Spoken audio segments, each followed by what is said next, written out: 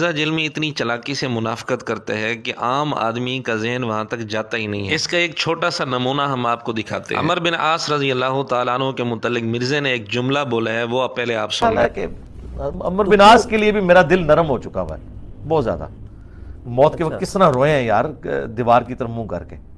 مرزا جہلمی کا دل سیدنا عمر بن عاص رضی اللہ تعالیٰ عنہ کے لیے نرم ہو یا نہ ہو، اس سے ان کی شان میں فرق نہیں پڑتا، لیکن ہم آپ کو مرزا جہلمی کی منافقت دکھانا چاہتے ہیں۔ عمر بن عاص رضی اللہ تعالیٰ عنہ سے بغض اور دشمنی نکالنے کے لیے کچھ رافضیوں نے ان کے متعلق کچھ کہانیاں بنائی اور ان کو عنوان دیا عمرو عیار کی کہانیاں۔ اب جس آدمی کا دل سیدنا عمر بن عاص رضی اللہ تعالیٰ عنہ کے لیے نرم ہوگا اور اس کو اس حقیقت کا بھی پتہ ہوگا کہ عمرو عیار کی کہانیاں جو بنائی گئی ہیں وہ سیدنا عمر بن عاص رضی اللہ تعالیٰ عنہ سے بغض نکالنے کے لیے بنائی گئی ہیں، وہ جب اس بات کا تذکرہ کرے گا تو اس کے چہرے کا تاثر کیا ہوگا؟ یقیناً اس کے چہرے پر غصے کے آثار ہوں گے، لیکن مرزا جہلمی نے جب اس بات کا تذکرہ کیا تو اس کے چہرے پر شیطانی مسکراہٹ واضح طور پر دیکھی جا سکتی ہے۔ آپ اس کی یہ بات بغور ملاحظہ فرما لیں۔ ادھر سے آئے جناب اتنی پرسنالٹی کہ ان کے نام کے اوپر آج تک عمرو عیار کی کہانیاں پڑھائی جاتی ہیں، یعنی ان کی نسبت کی وجہ سے۔ میں نے نہیں لکھی کہانیاں، میرے متھے نہ مار دینا۔ عمر ابن عاص رضی اللہ تعالیٰ عنہ، ہم تو نام احترام سے لیں گے۔ آپ اس کی یہ بات بار بار غور سے سنیں، کہیں دور دور تک کوئی اثرات نظر آتے ہیں اس کے چہرے پر غصے کے، ناراضگی کے؟ اس کو تو چاہیے تھا یہ بات کرتے وقت اپنے روحانی ابوں کی تردید کرتا، ان پر ملامت کرتا، غصے کا اظہار کرتا۔ اب آپ فیصلہ خود کریں، کیا یہ مرزے کی منافقت ہے یا نہیں؟ اور مرزے نے یہ جو کہا کہ ہم ان کا نام احترام سے لیں گے، رضی اللہ عنہ کہیں گے، یہ بھی مرزے کی منافقت ہے۔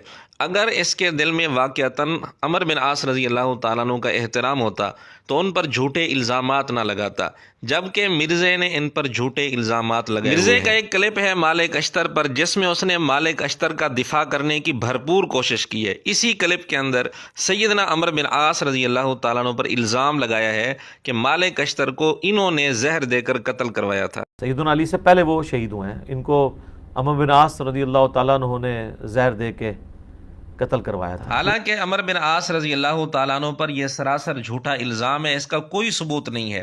ادھر مالک اشتر کون ہے جس کو ام المومنین سیدہ صفیہ رضی اللہ عنہا نے کتا کہا تھا، جیسا کہ مسند ابن الجاد وغیرہ میں صحیح سند کے ساتھ یہ بات موجود ہے۔ مالک اشتر کے متعلق ہم ایک کلپ بھی بنا چکے ہیں جس کا لنک آپ کو ڈسکرپشن میں مل جائے گا۔ تو اس کلپ کے اندر مالک اشتر کا اس نے بھرپور دفاع کیا ہے اور عمر بن عاص رضی اللہ تعالیٰ عنہ پر جھوٹا الزام لگایا ہے۔ اب ہم آپ کو بتاتے ہیں کہ مرزا جہلمی بالخصوص سیدنا عمر بن عاص رضی اللہ تعالیٰ عنہ، سیدنا معاویہ رضی اللہ تعالیٰ عنہ، سیدنا مغیرہ بن شعبہ رضی اللہ تعالیٰ عنہ، ان کے لیے رضی اللہ عنہ کا لفظ کیوں استعمال کرتا ہے، کن مقاصد کے لیے استعمال کرتا ہے؟ اصل وجہ یہ ہے کہ ان حضرات پر بے بنیاد الزامات لگا کر مرزے نے اہل سنت کے نوجوانوں کا ذہن خراب کرنا تھا۔ اب اگر یہ ان کے نام کے ساتھ رضی اللہ تعالیٰ عنہ نہ کہتا تو نوجوانوں نے اس کی بات ہی نہیں سننی تھی، اس لیے ان کے نام کے ساتھ اس نے رضی اللہ عنہ کا لفظ استعمال کیا تاکہ اپنے مقاصد کا حصول آسانی سے ہو جائے۔ اور اللہ کا کرنا ایسا ہوا کہ ایک جگہ مرزا جہلمی اسی بات کا اظہار بھی کر بیٹھا۔ آپ مرزا جہلمی کی وہ بات غور سے سنیں، بار بار سنیں اور فیصلہ خود کر لیں۔ مجھے کوئی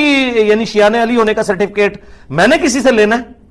تم لوگوں نے پوری زندگی یعنی سینکڑوں سال امیر شام پہ لانتیں بھیج کے ان کی غلطی لوگوں پہ عیاں نہیں کی، ہم نے ان 10 سالوں میں رضی اللہ عنہ کہہ کے پوری دنیا کے سامنے ایکسپوز کر دیا۔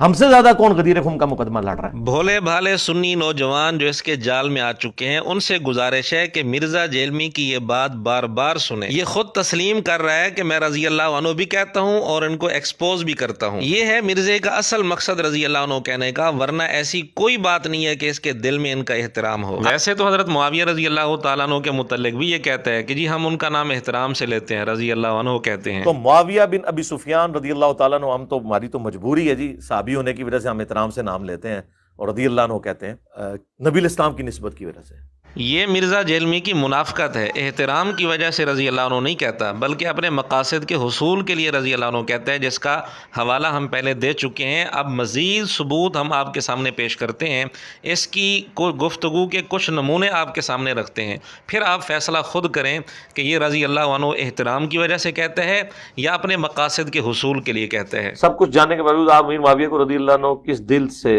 اور سوچ کے تحت کرتے کہتے ہیں؟ یار بڑی بار جواب دے چکا ہوں۔ چھاڑ دو یار.